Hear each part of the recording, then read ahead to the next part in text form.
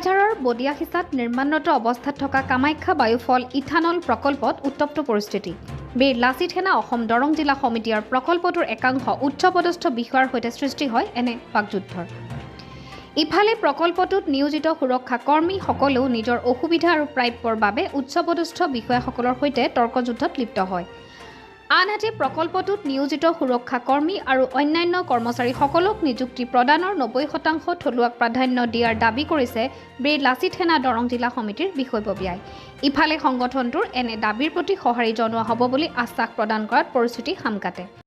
Employ হোৱা security supervisor as a security supervisor প্ৰথমতে মই ছেফ গাৰ্ডত চিকিউৰিটি ছুপাৰভাইজাৰ কৰি 2 মাহ কৰিলোঁ।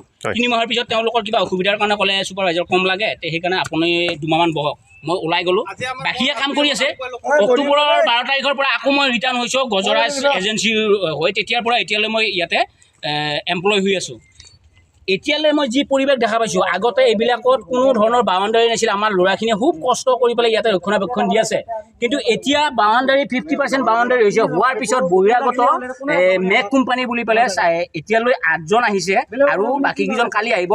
মই গম পোৱা মতে যে বেলেগ এজেঞ্চি আহিব বুলি মই গমেই পাইছোঁ, কিন্তু এতিয়ালৈ আমি গম পোৱা নাই যে আমাকে উলিয়াই দিব। কিন্তু চিকিউৰিটি গাৰ্ড বুলি মই জানো আজি ইয়াতে সোমাইছে।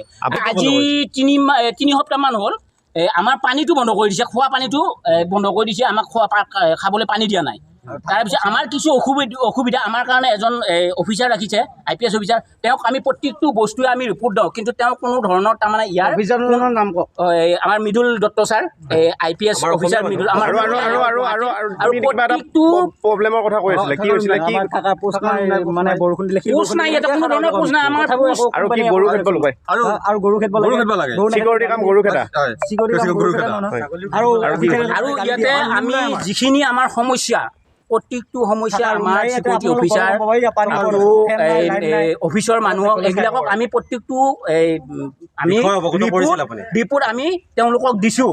দিয়াৰ পিছতো যে তেওঁলোকে এইবিলাক কৰিব, আমি তাৰমানে আজি 2-3 দিনমান আজি আমি আহিলোঁ আমাৰ বীৰ লাচিত সেনা দৰং জিলা সমিতি, বীৰ লাচিত সেনা অসম আজি ইয়াতে এই ফেক্টৰীটোত উপস্থিত হৈছে।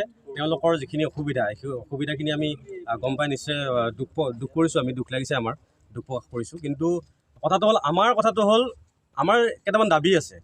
ইয়াতে 90% খিলঞ্জীয়া তথা থলুৱা মানুহে ইয়াতে নিযুক্তি পাব লাগিব। তেওঁলোকে যিটো ৰাজ চলাই আছে, আমি গম পোৱা মতে, আমি অলপ দিন আগতো আহিছিলোঁ, আমি গম পালোঁ কেইজনমান ইয়াৰে স্থানীয় লোকৰ পৰা আমি গম পাই পেলাই আহিছিলোঁ। তেওঁলোকৰ যিটো এজেণ্ডা, মানে বাহিৰৰ পৰা মানুহ আনি সংস্থাপিত কৰি আছে ইয়াতে, সেইটো কিন্তু আমি বীৰ লাচিত সেনা অসমে হ'ব নিদিওঁ।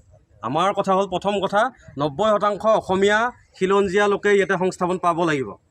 যিহেতু অসমত আছে ফেক্টৰী, এইটো বিহাৰত নাই। বহিৰাগতৰ দপদপনি আমি কেতিয়াও সহ্য নকৰোঁ, প্ৰথম কথা।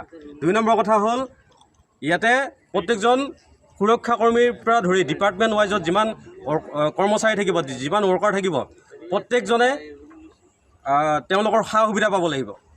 ঔদ্যোগিক যিখন আইন আছে, এই আইনমতে তেওঁলোকে সা সুবিধা পাব লাগিব। আমাৰ কেইটামান দাবী আছে, আমাৰ প্ৰায় 4 দফীয়া আমাৰ দাবী আছে। এই দাবীখিনি আমি মেমৰেণ্ডাম হিচাপে আজি তেওঁলোকৰ যি বিষয়ববীয়া আছে, শীৰ্ষ স্থানীয় বিষয়ববীয়া আছে, তেওঁলোকৰ হাতত অৰ্পণ কৰি। মঙলদৈৰ পৰা জয়দেৱ ডেকাৰ ৰিপৰ্ট, অমৃত নিউজ 24/7। অমৃত প্ৰবাহ অসমীয়া সাপ্তাহিক কাকতৰ ডিজিটেল সংস্কৰণ অমৃত নিউজ, সত্যৰ সন্ধানত অমৃত নিউজ।